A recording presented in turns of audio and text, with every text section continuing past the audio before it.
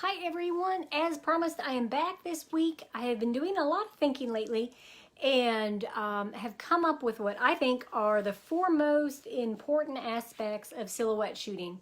They're all of equal importance. I'm going to go through them in the order basically that you do them when you're executing your shot.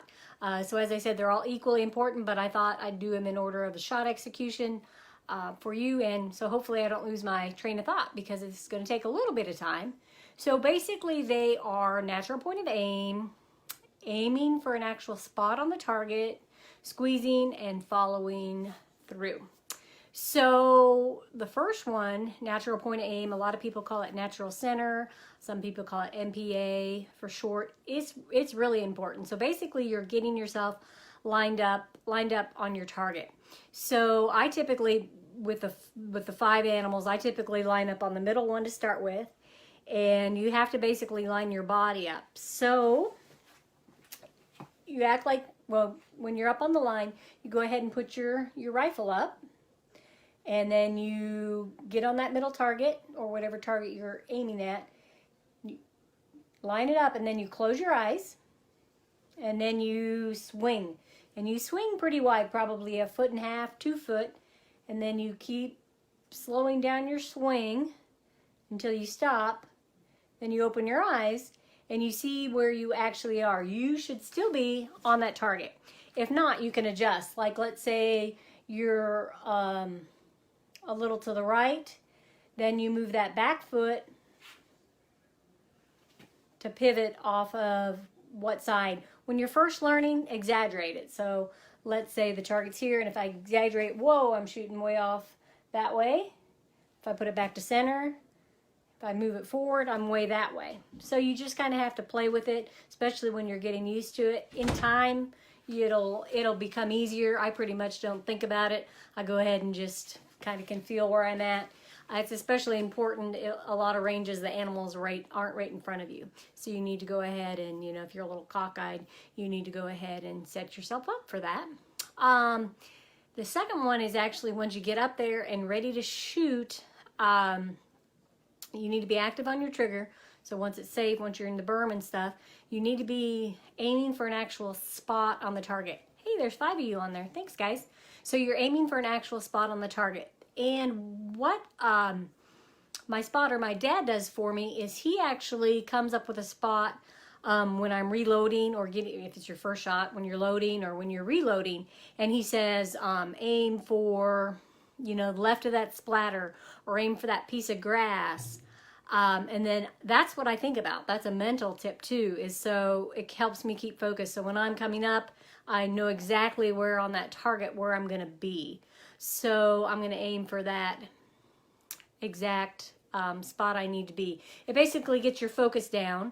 And now if it's really windy or something, which happens once in a while, maybe more at Raton and stuff, he'll actually say, he won't have time to pick a spot for me, but he'll say aim left of center or right of center, and that comes back to knowing your center on that target, having that ingrained in your brain to go ahead and adjust from there.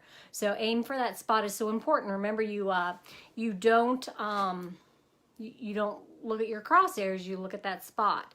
And no matter how much you're wiggling and stuff, you shoot at that spot. And that's what we always say, like with juniors or people, you become a shooter when if it's not there, in that a certain amount of time, after about 8 seconds, your eye actually fatigues and you'll think your ram is here, but your ram's actually here. So you just need to come down. You just need to restart the shot.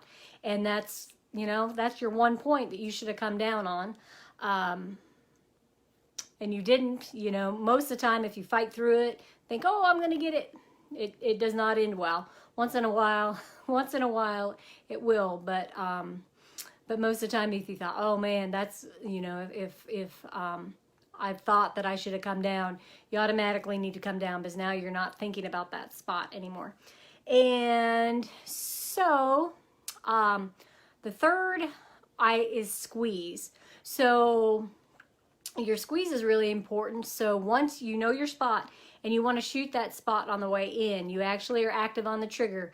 My running target coach used to say, connect your brain and your trigger. So you really need to be active on that trigger. So as soon as you're coming coming in close to that spot. You actually need to be squeezing. You shoot it on the way in every time. Same thing if you're on the way out. That's not a good scenario. So shoot on the way in, squeeze on the way in. A couple of great ways to practice squeezing. Well, maybe just one is. You double, well, that's more follow through. You squeeze your trigger twice. Make sure when you're squeezing, even at our, even with masters at our clinic we hold every year at nationals, when you squeeze that trigger, make sure that you keep that trigger finger back. If you're watching somebody shoot, kind of help, or if you film yourself, that's a really common mistake, no matter what level you're at. So once you squeeze, keep that finger back and on there. Okay, and last but not least is follow through. As my daughter would say, my nemesis. That's her favorite word now. So follow through is really important. It's obviously one of the basics, and it's so important that once you squeeze, you keep that trigger finger back, and you are like a statue. We always used to tell the junior shooters, hold like a statue. So you're just as still as you can be. You're still looking at where the animal was. You know, you kind of let your recoil go and then come right back to that spot. And a good way to help with your follow through, there's two things. You can either do a what we call a double tap. So you squeeze your finger and then you don't come back out, but you just squeeze it again. Your trigger's already back. You just squeeze it again. And then another one is just count, like 1001, 1002, even 1003. I think the brain goes quicker than we actually are going. So that follow through. Eric's on here. Eric has a really good follow through. So does Laura. They're just up there forever, and that's so important. You just stay like a statue, and then if you don't, obviously, which we don't want to talk about the negative, but you've moved everything. And as I said, I think the brain works faster, thinks you're done with your shot, and you're actually working the bolt. And when I do that, my dad's like, holy smokes, we just still should be down there. So if you over exaggerate it, count to 1001, 1002, and double tap. And when you're practicing, do that exact same thing. So if you have any questions, drop it below. But I think those are really the most important aspects. Get your natural point of aim. Make sure you're aiming for that little piece of grass, that little chunk that they painted over. Make sure your spotter says that too, so you get that in your brain. Squeezing that trigger and then following through.